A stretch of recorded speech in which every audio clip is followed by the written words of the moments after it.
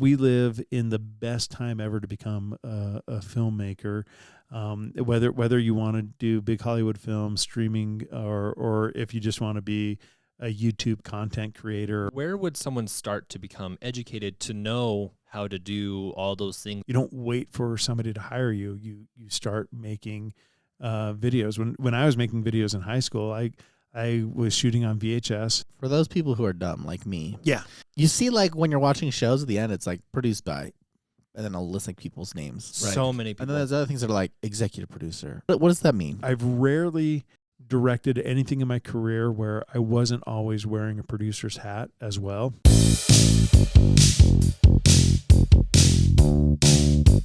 Jason, thanks for coming on the show. This is thanks for having me. the where to get started podcast. So the intention for this podcast is just to get to know you, your career path, how you got here, enlighten our audience on trying to understand like realities of your profession. I think everyone they come from different walks of life, and I think this will be great to highlight yours. So you work for Avalanche Studios. Avalanche Studios, okay. And you are in the video production space. That's true. So I'm a producer at Avalanche Studios. I've been there for a couple decades now. Like A couple decades. Yeah. Like I got into this to be a director, right? To direct feature films and whatnot. But I found that I make a living being a producer, right? Which is different than directing. Similar fields, and sometimes those roles and responsibilities are in opposition with each other, and sometimes they're completely aligned. Sometimes I go on set as a producer-director, and sometimes I go on set as a producer, and there is a director, or sometimes I'm just the director. And so you can wear those multiple hats and do stuff. Most of the stuff I do now is kind of small crew stuff, like 4 or 5 people going out and shooting things, and then I've got those projects that are those big 60, 70 people crew, and we're shooting big things and doing that. So for those people who are dumb like me, We're dumb. Both dumb. you see, like when you're watching shows at the end, it's like produced by, and then I'll list like people's names. Right? So many people. And then there's other things that are like executive producer and like. Yeah. What's the what does that mean? Like, for sure, what is that? What does a person do? So a director's role is pretty well set. A producer's role, there's a wide range. So starting with like executive producers, those are the business people behind the project, right? Those are either the individuals who are funding the project or who found the people to fund the project and are putting it together. These are the business side of producing, right? An executive producer. A producer, they are in charge of the actual production, right? And so there's like a unit production manager, right, which is a type of producer who will oversee the budgets and whatnot. Producers will make sure, that you stay on budget and on time. There's a team that goes with it. Like there's an assistant director whose job is to make sure you stay on schedule, right? But they work for the director and the producer as well. So producing's a weird role for sure. My role as a producer, what I do at Avalanche Studios, a lot of it is working directly with the client, understanding what their vision is, communicating it to the crew, and then if I'm taking control creatively on set, then I'll step into that director's role and do that. As a producer as well, a majority of what I do at Avalanche Studios when I'm on set is I interview people, right? I talk to people, I get them to tell their story and do that. So we do a ton of interviews and that type of thing. But the role of a producer on a small documentary or a corporate video or a TV commercial or a full-length feature film or a television series or a streaming series, those roles are going to be so different from project to project to project. So it's hard to define. It's kind of pathetic. Yeah. like you're a producer. What does a producer do? I don't know. Whatever. You're like a big project manager. Yeah. I mean, that's what it sounds like. Really, it sounds like you're like a project manager type role where you have to understand the needs and then you have to essentially find a way to fill those needs. Right. And sometimes you have to be creative and finding those, filling those needs, and sometimes it's very explicit on how you do it. That's interesting. A lot of hiring crew and that kind of stuff as Interesting. So, so I'm curious about so someone in college or something, they're like, I want to, they like recording stuff. They like, playing with their GoPro or whatever, making these short little clips, or they're playing on YouTube. Like, where would someone start to become educated to know how to do all those things and bounce around from actual, TV shows to commercials to, little projects or whatever? Like, where should they start in trying to become how to get educated? started? Yeah, Right? where to get started? Yeah. What a weird question. Yeah. What a weird statement. I mean, I can take you down my path. Yeah. Right. So I got bit by the film bug when I was like junior high schoolish. Right. So it was, I mean, obviously it started like most kids. It was watching those classic films, the Star Wars, the Indiana Jones, all that stuff. And then starting to recreate those movies with my friends. Right. Yeah. And shooting that. I was fortunate enough. I grew up in San Diego, and at my high school, we had a weekly show that we produced. It was about 15 minutes long. It ran. We had A days and B days or whatever. Oh, sure. And so during the first 15 minutes of every class where the teacher wanted to show SD Live, which is what it was called, they would play this 15-minute video that was broadcast through the school. And so on average, people would watch SD Live at our high school like 3 to 4 times every week, the same episode, and then it'd go to the next episode. Was everyone forced to watch it? Like everyone was like, "This is on TV," and everyone has to watch. This is on TV. Okay. This is what you're doing. It was a combination of school news, right? And so what's coming up this week? It was a report on sports. We had a surf team as well, so there would always sketch be comedy, and it would end with a sketch comedy thing, and that's kind of where I really jumped into it, was focusing more on the creating those little 3 to 5 minute sketches and whatnot, and that really solidified me in this as well. But eventually I became the director of that show, I think my junior and senior year at my high school. I have a weird question. Yeah, I'm of course. right now. Do you have any of that content still? I do. Do you really? I do. Oh, I'd have to hunt a little bit for it, but not only do I have some of the content, I still am in contact with a lot of those people that I've worked on those projects with, and then we'll share our current projects with each other still today, because some of them are still working in the industry and doing that. So, okay. Yeah, for sure. So that was high school. In college, I thought, well, I can't really do film because who does film, right? So I was like, I'll be a comms major. I'll do something adjacent to that. And I was in a comms law class at BYU. And I was like, wait a second, feels like it was like a full-on law class.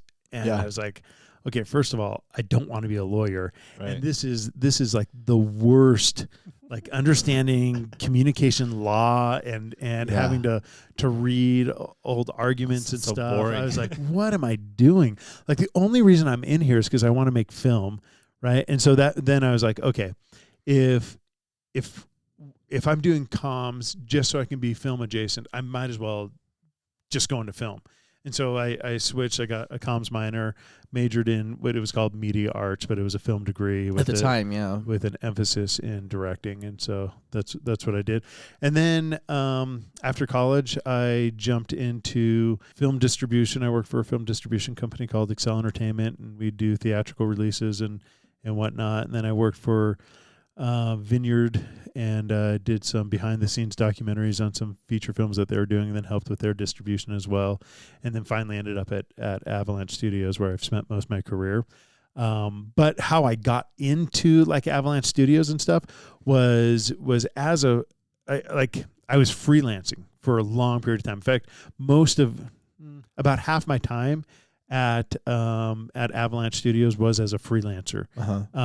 Which the bad part of that was, like, sometimes I'd work a 40-hour work week and have 5 or 6 billable hours, right? And I had 5 kids, right? So I had a lot of mouths to feed with little money to feed them.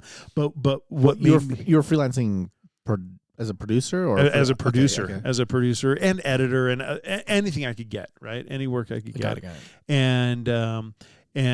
So what I would do to keep myself employed, or not employed, but having freelance gigs, is I would create work for myself, right? So I would find people who needed videos. I would do bids for them. I would sell them on it. I'd bring it to Avalanche, and Avalanche would have me produce it, and then I would take it and I'd edit it. And one thing that I was doing wrong at that point in my life was I was trying to hoard as much work as I could do, right? Yeah.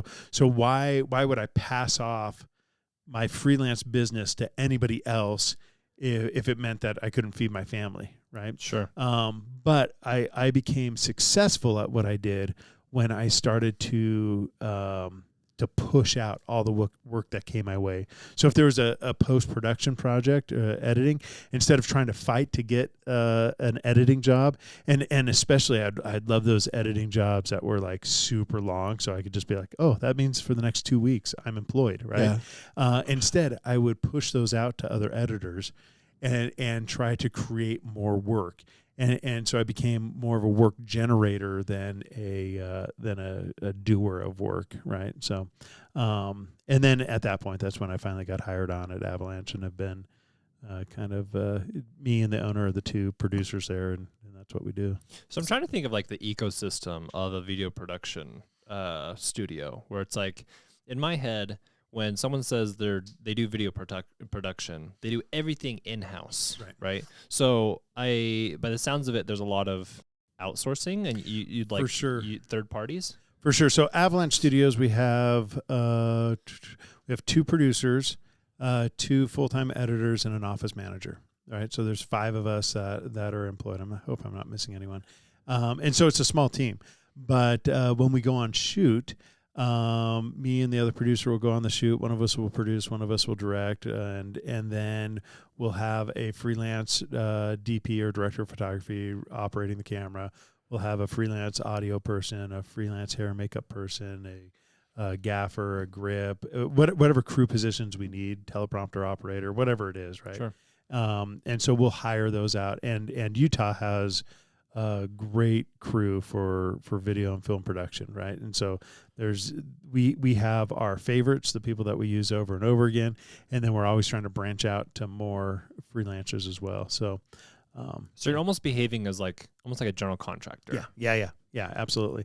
In fact, we have that feeling a lot where like people even ask us like, how much does a video cost? It's the same as like, how much does a house cost? Right. Oh, it depends on how big of a video you want, and what type of production value you want in that. But yeah, as that general contractor, you're looking at what they want, and then you're putting together the team that you'll need to produce that video based off of the budget.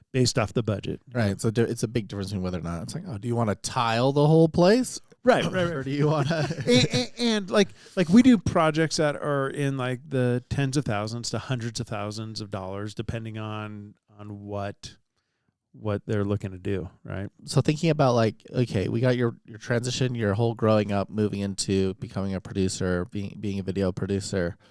I'm curious about like, when you think about the biggest challenges you have, like people who are thinking about getting into this industry, right? They've never done it before. I think that oftentimes when we look at film, it appears intentionally a little glamorous, right? Or it appears as if the most glamorous thing about being in film is telling people that you're in film. Yeah, right? It's a lot of like it's a fine mix of white collar and blue collar work too. Mm-hmm. Like there are days where I am behind a computer all day long working, and then there are days where I'm out in the sun moving equipment, carrying things, doing stuff, and actually I like that balance, right? I think I'd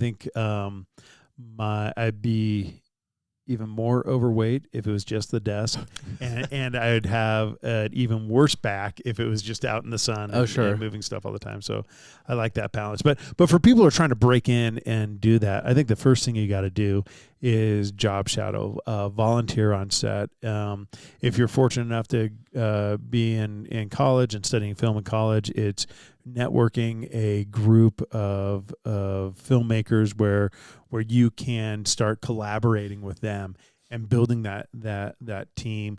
You want to jump around. You want to experience being the DP operating the cameras and doing that. You want to experience being a producer, an AD, a director, a gaffer. You want to learn how to do audio and sound and that kind of stuff too, and just learn as many roles as you want, because you will discover that you think you like something until you do it, and you'll be like, oh no.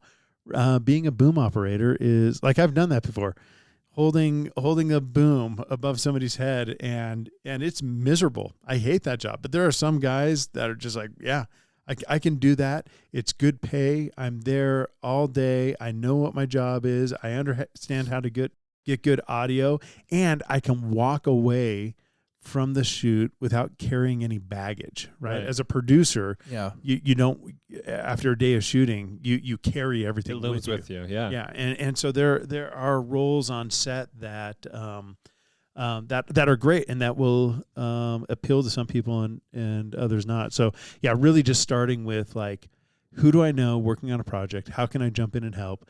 Helping with major films that come in through the state or TV shows or series or whatnot, jumping on as many of those as you can. When you're on set, you're doing a bunch of things when you're first on set. You want to, and these are for people trying to break into the industry. One, you got to learn your job and you got to learn to do it well. But you're also networking the whole time, right?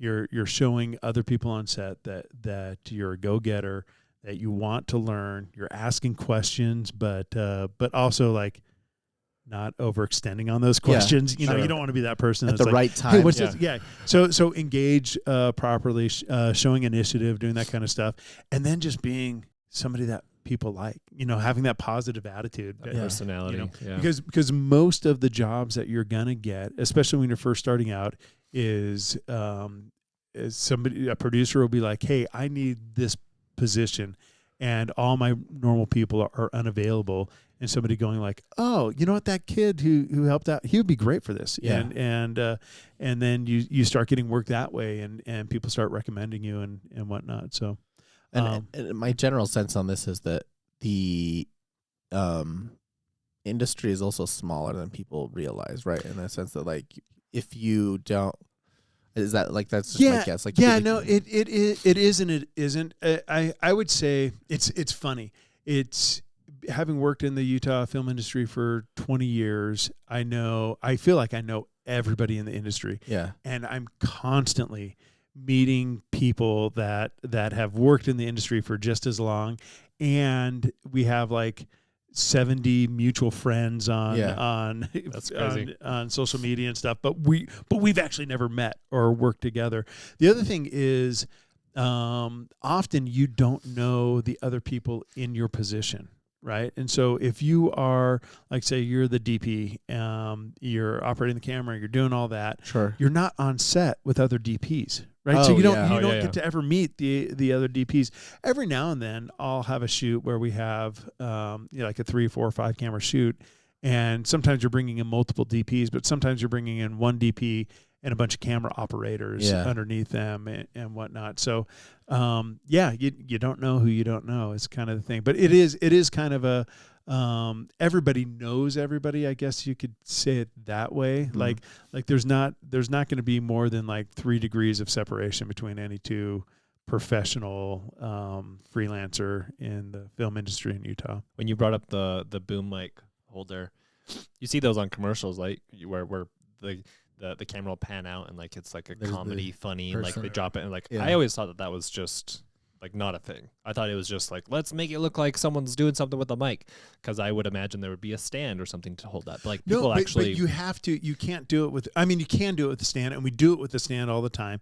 But that's if I was miking this podcast with boom mics, we'd just have stands over us, and they wouldn't be moving because we're not moving. Oh, sure. But if people are moving, right? And if we're doing a scene with both of you and I'm the boom operator, I have to go back and forth between who's talking. And I got to do that without touching the boom so much that you're hearing all this stuff Sure. in the audio as well. And so, yeah, it's kind of just a big pain in the butt, you know. That's so interesting. The other thing is you'll have hidden lavalier mics, yeah. mics inside the clothing, but then you get clothes ruffling, rustle yeah. and that kind of stuff. And then in major films, like they'll end up doing ADR or audio dialogue replacement, where the actors will come in and they'll re-perform their lines in a studio, and they'll just dub the voices that way as well. So So how would someone, like, what would be your recommendation on if someone was like, well, if I want to do these small little roles for like a smaller production, like a video production studio, or if I want to break into Hollywood, like, do you have any recommendations or like identifiers of how to kind of go that route, more of the professional filmmaking? yeah, I'll tell you this right now. I don't know how to break into Hollywood, right? Like I've never done it. I've never tried it. After I graduated from BYU, I got accepted to a master's program in Pasadena at Art Center, and then I looked at that opportunity and I turned it down just for financial reasons and family reasons and that kind of stuff. So I never went out to Hollywood and made movies. So I don't know how to break into that industry. Gotcha. But networking is networking, right? And it's about who you know, and it's that combination of luck, talent, work effort, and that kind of stuff.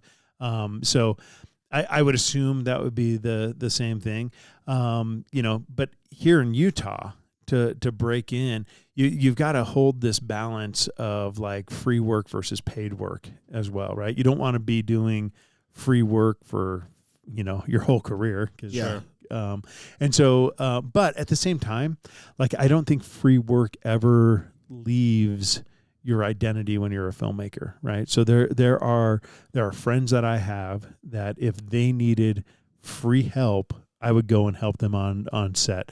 I would do whatever crew position they needed if they were trying to get a project off the ground. But it's kind of balancing that. So I like to think when you first start, you know, you're in that like 90% free work, 10% paid work, and then over time you're replacing it, and you know, eventually, hopefully, you're like at 99% paid work and 1% free work, but always having that willingness to go back and give back, especially if you're helping students or other things, just doing that. So, or you can help the free work thing by allowing people to job shadow and doing that kind of stuff. The other thing that you got to balance out too is passion projects as well. Like you have to have some sort of passion project that you're going, because while you're in college and you're shooting whatever you want, you have all the freedom in the world because you have no clients, you have nobody saying this is what I want. But once you're out in the real world, even if you're working on big Hollywood films, you still have a client, right? You still have somebody telling you what to do. Right. Even if you are the director and are making all the creative choices, you still have executive producers that are breathing down your neck and forcing you to do things that you don't want to do, and change and alter the stories, and you know, and you have to learn how to fight those battles with, you know, you got to know which battles to fight and which ones to be like, okay, fine, you can put this dog in the movie, and or whatever creative choices you're fighting against, right? So, but having a passion project now allows, once you're in the career, it continues to like breathe life into what you're doing, right? So that you actually enjoy that. So I'll do passion projects. I've done everything from like feature-length documentaries to short films and other stuff that keeps me like creatively excited.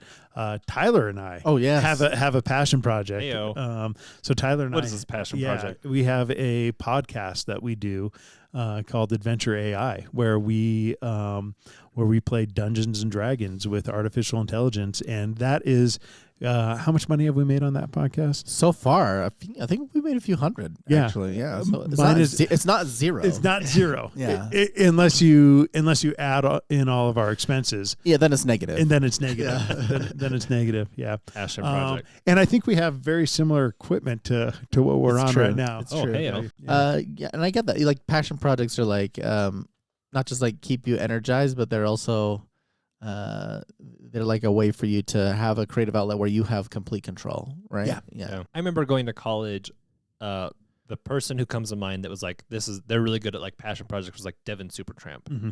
Like he was all about like kind of the college scene, people doing crazy fun stuff, and like, hey, I'm having FOMO. Like I wish I could be in some of his videos or whatever. Right. But like he turned that passion project into A career. his business and his career. Yeah, and made great money doing it. Yeah. Yeah, for sure. Another question here is like, what's like the dark side of the job, or like the kind of things that people don't know about when they think that they're getting into it? They're like, oh, hey, here's the realities of working in this sort of space that you maybe haven't considered when you're thinking about getting into it. I haven't seen any of like the seedy, gross, dark side of filmmaking. Maybe not that dark, but that side does exist, Sure. right. And there are awful things that can happen in that. But the reality is it's not your 9 to 5 job, right? And some weeks, a full week or a full month, I might be 9 to 5, but then other days I might have a call time at 4:00 in the morning, which means I got to get up like at 2:00 in the morning. Yeah.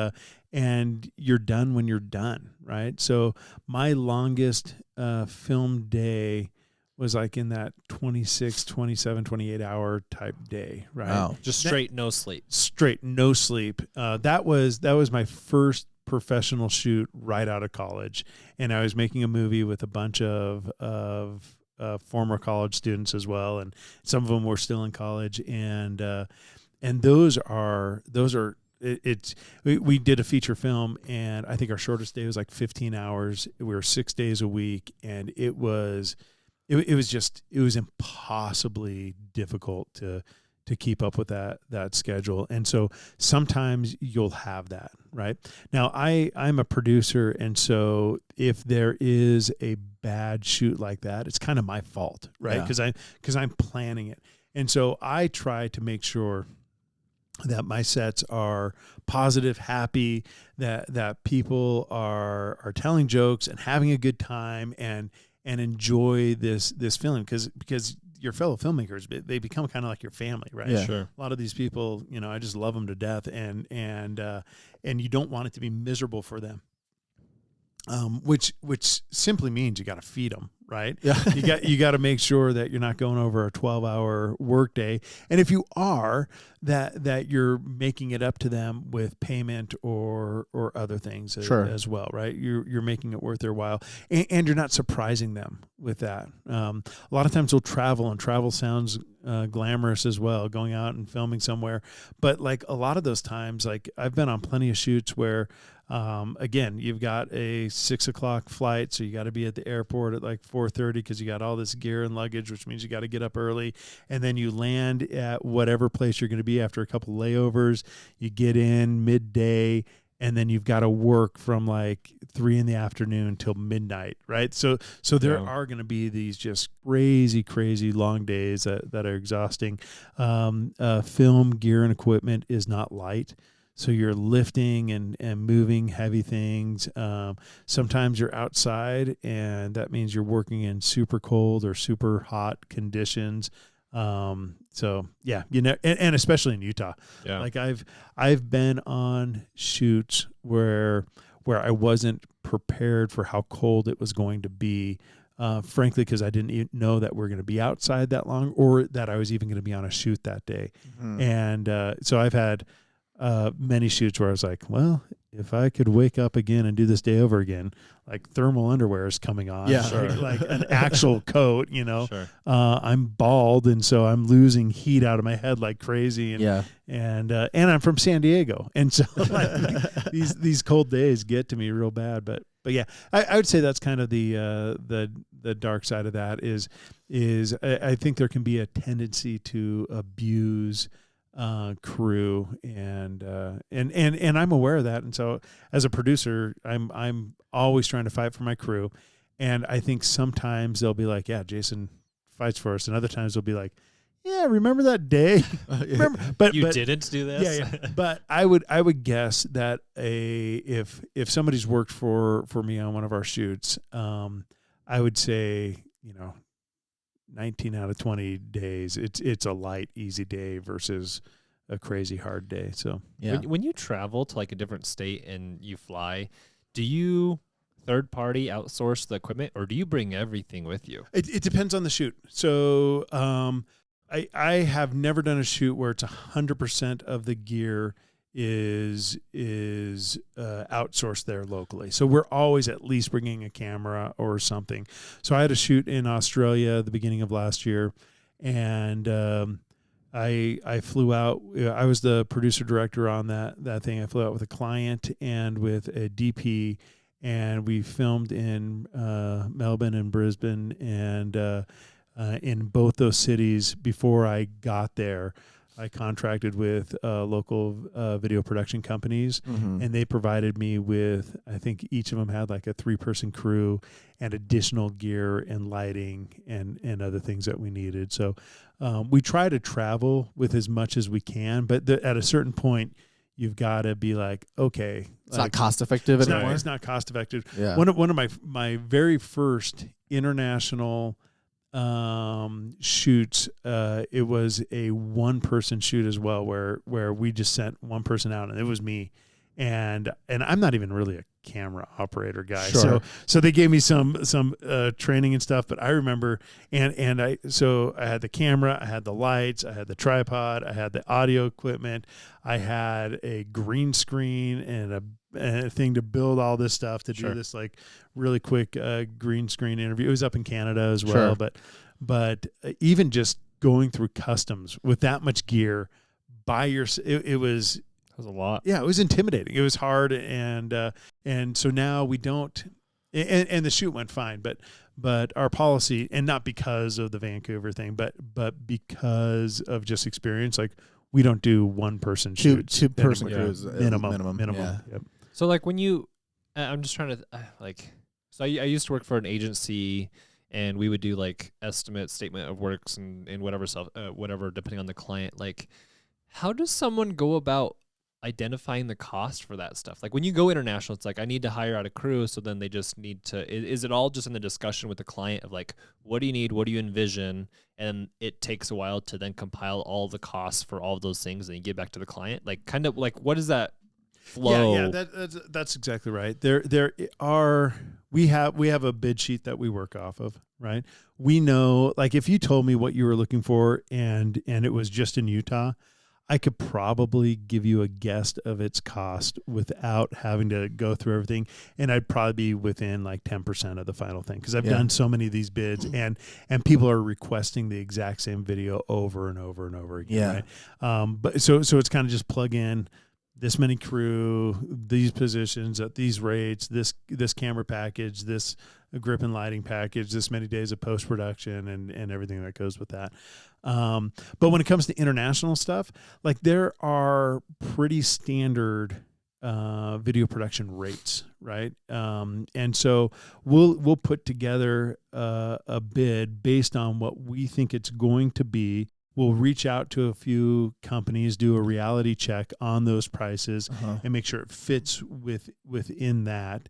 And then we'll give that bid. And then at Avalanche Studios, we're really good at staying within our bid. So if we quote, $30,000 for a video, it's going to be $30,000 unless the scope changes. And so we'll make it work. We'll negotiate with the video production companies. We know how to speak that language to them as well. So if we're, we'll just be like, hey, like this is where our rate needs to be. Right. What can you get us for this? To get to that.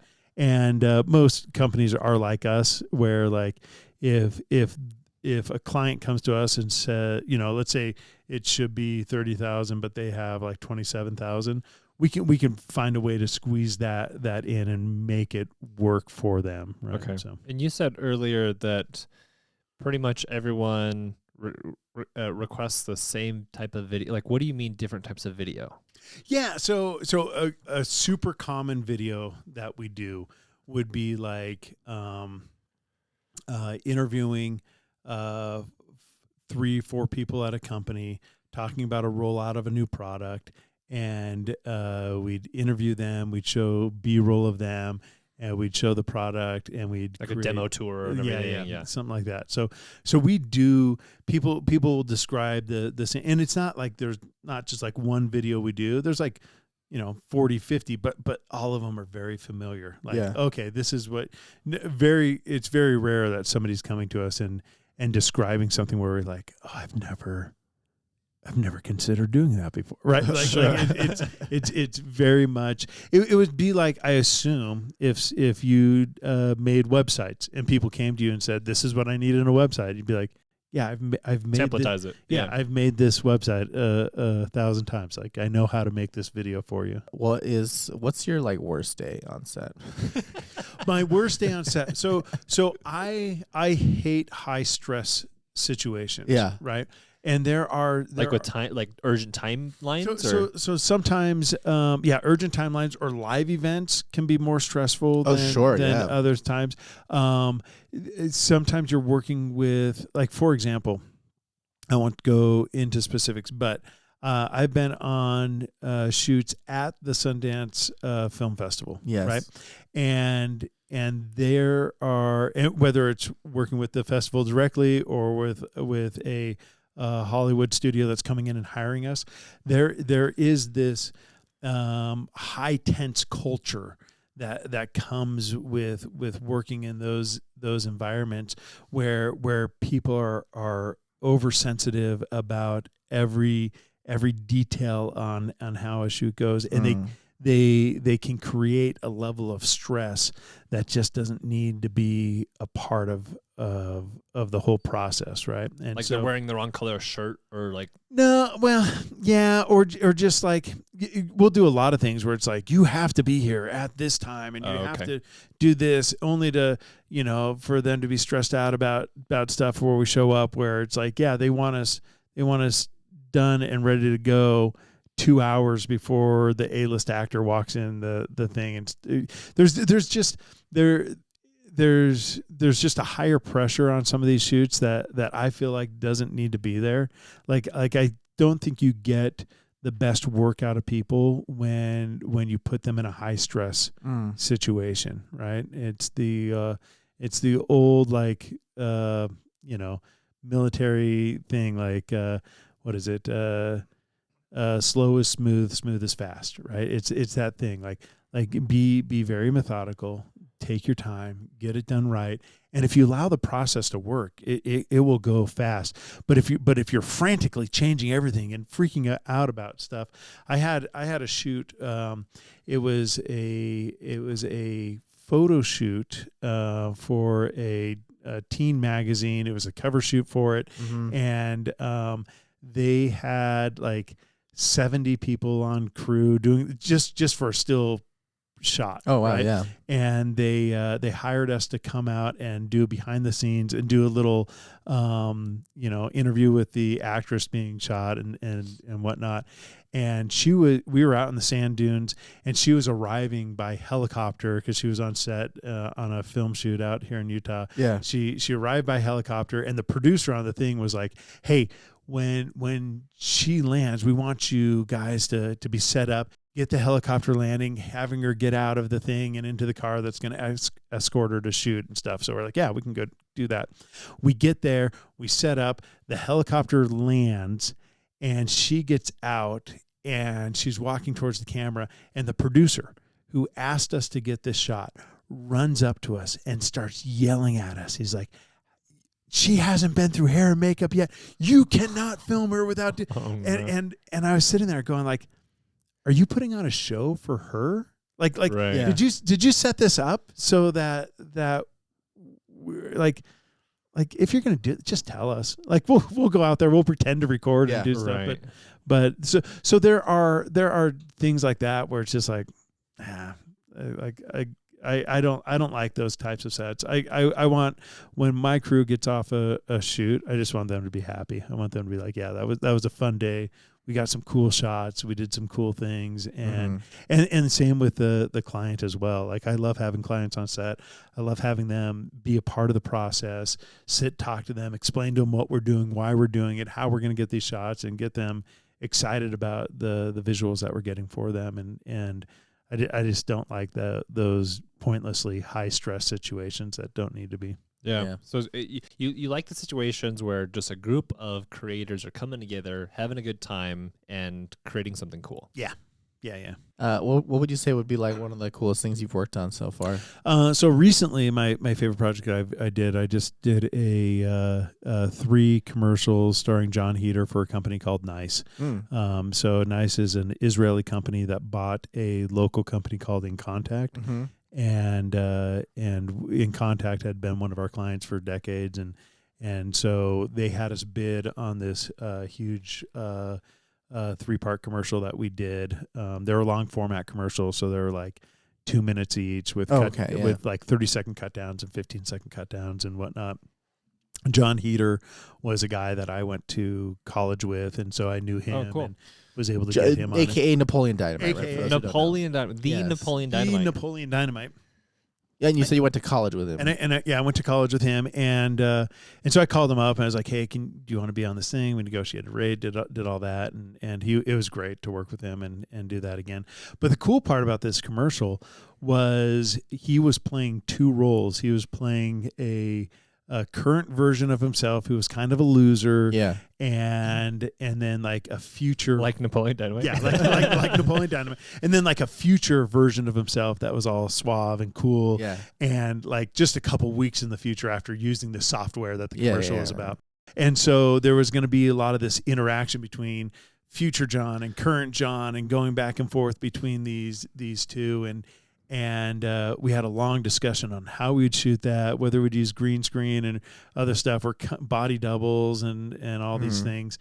And eventually I was like, guys, there's a super easy solution to this, because I not only went to school with John Heder, I went to school with John Heder identical twin brother, Dan Heder. Yeah, oh yeah. I was like, hey, why don't we call up Dan and like get Dan to be in it? And so Dan's so sweet. He's the nicest guy in the world, and he agreed to come and be in this commercial. And Dan had to play both parts. He memorized both lines for both parts. And so as John's performing as one person, Dan's performing as the other, and Dan knowing that in the final thing, every time a character's talking, it's going to be John, right? It's never going to be him. Sure. Yeah. But he just did a great job performing this with his brother and doing that. We had so much fun on set, and I actually had a couple other people on the crew that I went to film school with as well. And so that was a 3-day shoot. I think Tyler, you joined us on set one day. I did stop in one of those days, and yeah, it was super fun. It was I've rarely directed anything in my career where I wasn't always wearing a producer's hat as well, right? And I started out as a producer on these commercials, but as we got closer to the point of shooting, Dave Lindsay, who owns Avalanche Studios, he pulled me aside. He's like, "Hey, look, I want you to be able to focus 100% on directing on this one. So take off the producer's hat, go in and direct this thing." And that was a moment I've been waiting a few decades for, to be able to go in and just be like, "Hey, I'm not worried about budget. I'm not worried about things." I even had, minor stuff where like I wanted a specific shot, and I was talking to the DP about it, and she's like, "Well, we're going to need this lens." And she's like, "It's not a cheap lens." And I'm like, "Well, let me check." No, I'm not going to check the budget. Order the lens, and we'll let the producers worry about that, right? I want this shot. Yeah. And so like there was a few moments like that where I got to be like, okay, I want this commercial to be exactly how I envision it. And we had a great time with it. And one of my favorite things about the commercial too is when the future John Heder comes in, the lighting dramatically changes. So it's kind of, it's just normal, boring office light. And then when the future version of him comes in, everything goes dark and everything's lit with like blues like this and purples and pinks and stuff like that. And it just felt like, so I called it Kansas lighting and Oz lighting. And so we'd make that transition. And then part of that transition too, we needed that transition in shot. And so we had, the lighting team have systems where they can transition between. So it wasn't just a on off. It was like a flicker change and stuff like that. So it was a fun commercial. I had a ton of fun. And obviously John was hilarious throughout. Yeah. Having John on and then bringing on his brother, like, are they both familiar in acting? So obviously, John is a Sure. Hollywood actor. Yeah. Dan actually does previs for like Hollywood, Marvel films, and whatnot. So he will animate. What's previs? It's pre-visualization. He will animate like an action sequence. Right. So a typical, you know how it, like in a lot of times in those Marvel movies, like 3/4 of the way in the film, they're getting into the final battle, and the final battle starts, and there's usually that shot where it's like you're on character 1, and then it moves over to character 2, and it's like you're watching, you're like, this is going for more than like 2 minutes of one shot as you're going like it's like Endgame when they all came out. Right. So that type of stuff isn't just like, let's just move the camera here and there. It is multiple shots that get stitched together. But to make sure that shot works and the camera flow works and stuff, they'll create it. They'll animate it first, and then they'll start replacing, because it's significantly cheaper to do that. Yeah. So they want to know what it's going to look like before they do the work, right? That's why they do the pre-visualization of it. So that's what he does, right? So and he went to film school. In fact, when we got together one night, we watched one of the short films that Dan and I made that we were in together. So he'd done a little bit of acting, but like me, he's not a professional actor, right? Yeah. Like he knows his way around acting, but he's not at that level as John or whatever.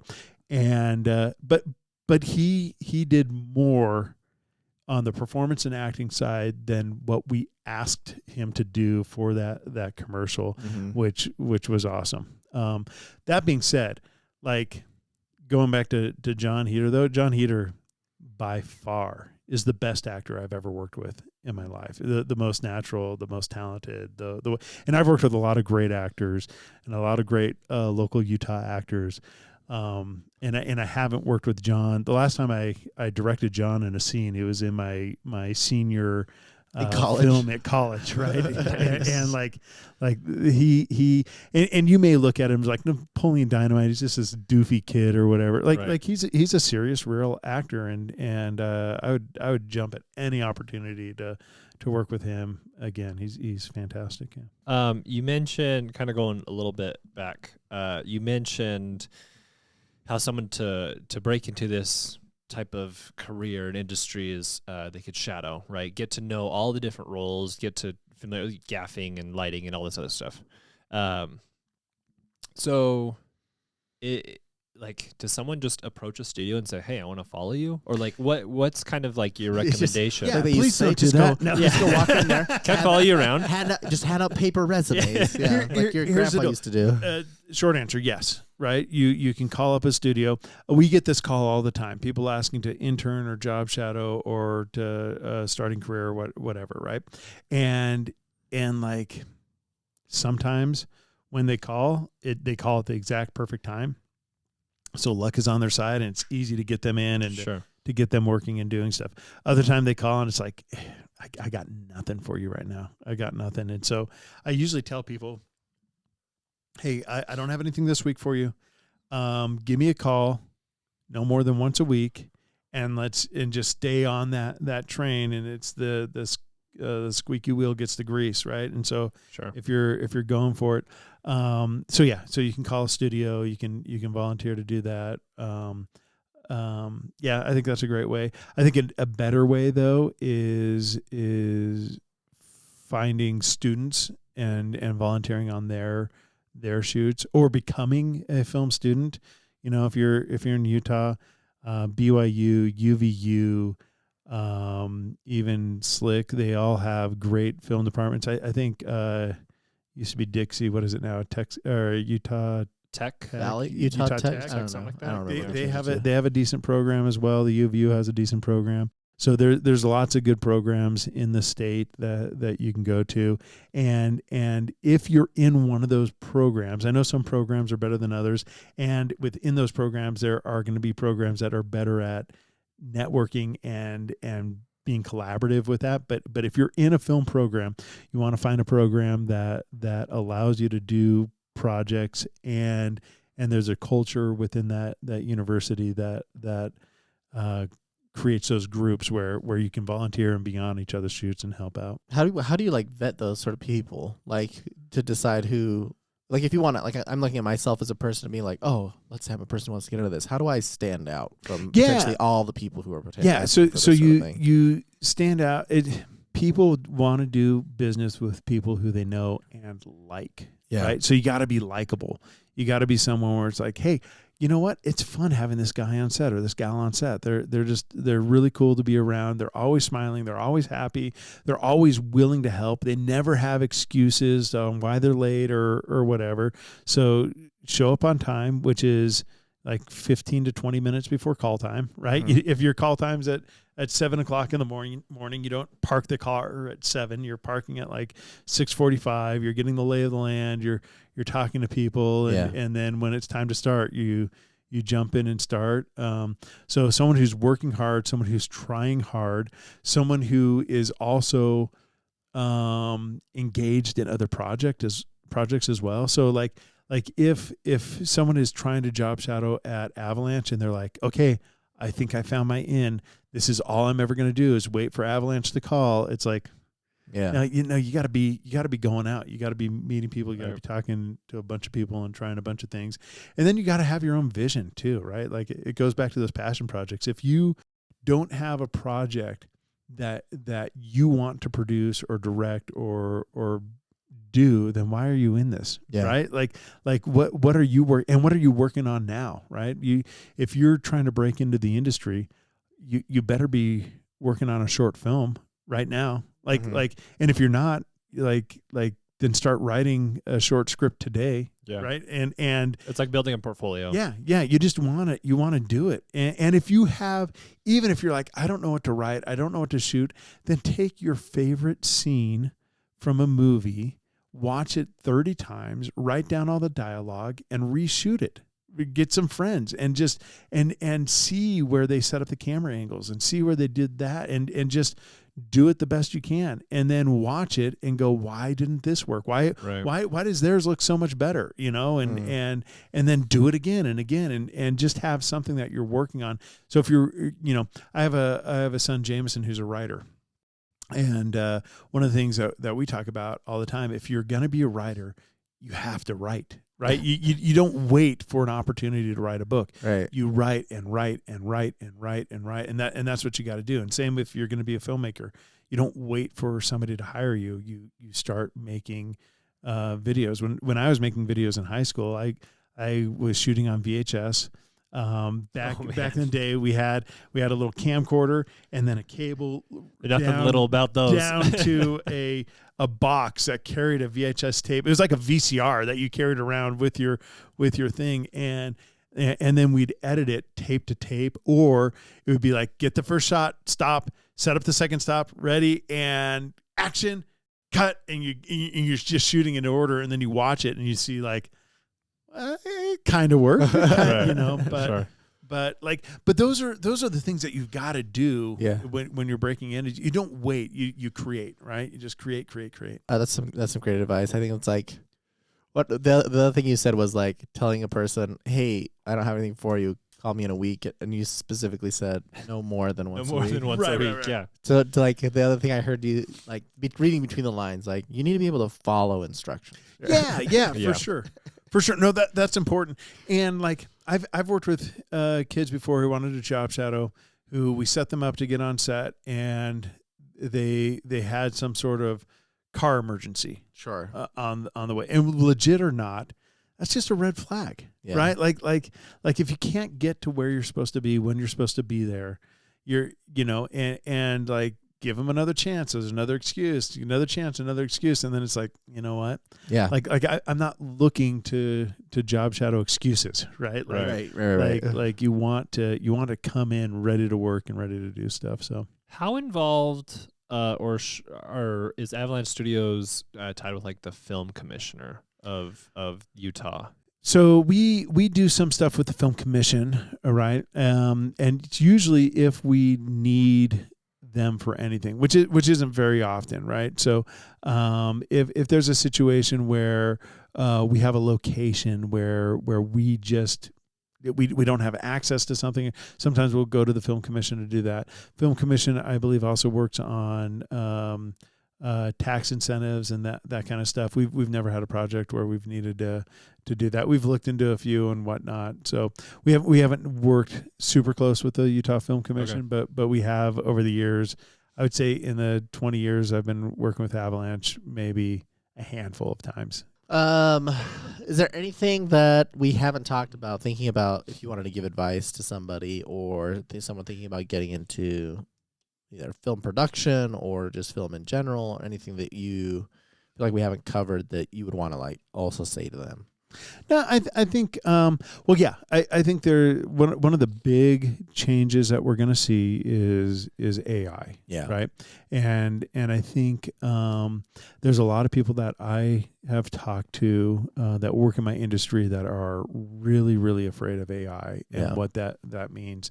I think to fight against AI is foolish because you're going to lose, right? There's going to come a point where you just, you're like the Xerox or the Kodak or whatever, right? Or Blockbuster where you didn't adapt soon enough and you lost where you could have been.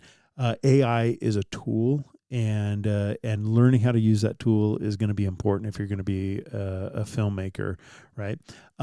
Relying only on AI is also dangerous as well, right? Mm. You want to learn how to use it as a tool, not as a creator, right? You want to make sure that it's your vision that it is bringing to life rather than, hey, I don't have any ideas. Give me a vision. And now that you've provided a vision, now provide the context and create it and do that. Yeah. And then, because then you haven't brought anything to the table.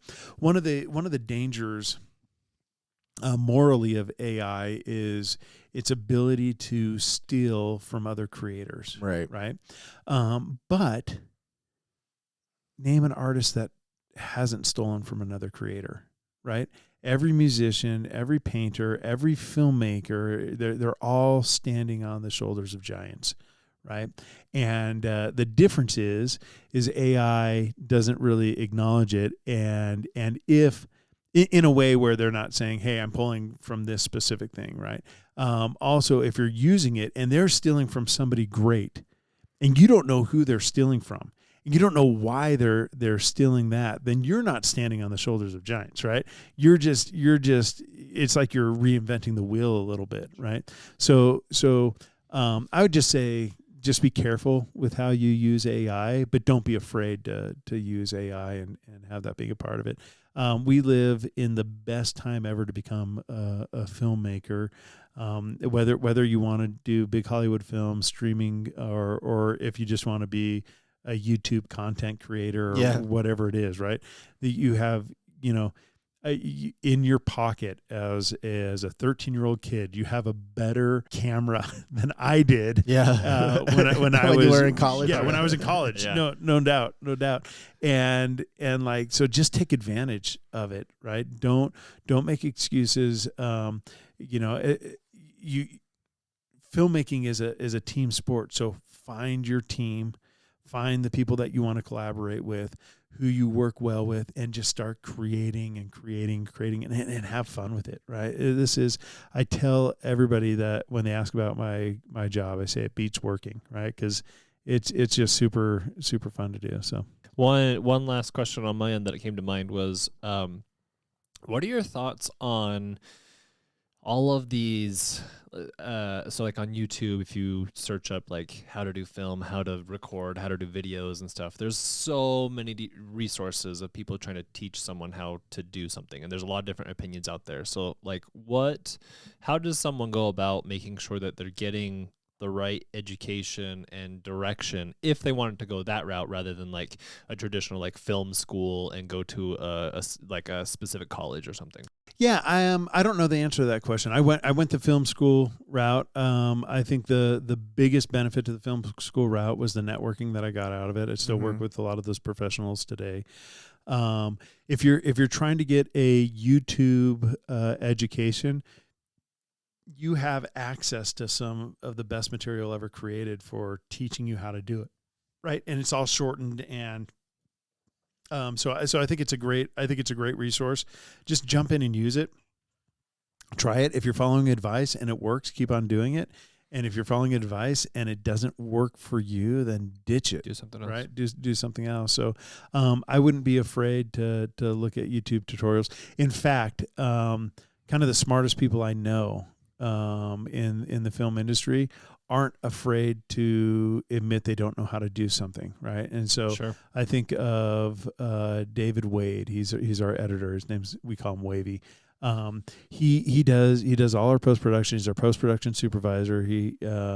And when he doesn't know how to do something, he goes to YouTube, he watches a video, and it teaches him how to do it. And even though he's in his 30s and he's watching a YouTube tutorial with this 13-year-old kid with braces and trying to explain the software, like he doesn't go like, oh, I know more than this kid. He's like, oh, teach me how to do this, right? Because I want to learn how to do this. And so, yeah, swallow your pride and learn something. Yeah. So I would say a YouTube education is going to be fantastic. But there is something to say to having like a professor who has studied film history and film grammar and can explain those things and teach those things and expose you to movies in time periods and countries that you would have no exposure to if without that type of education. And so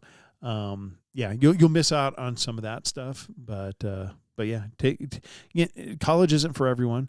It's not affordable for everyone. It's may not be realistic for everyone. And so if you're going to get your education that way, then do it. Jump in and do it and go for it. Now is usually the time we have for any additional plugs or any other things you want to add. Any fun projects? Projects you're working on, fun projects. So I mentioned I do the podcast Adventure AI with Tyler.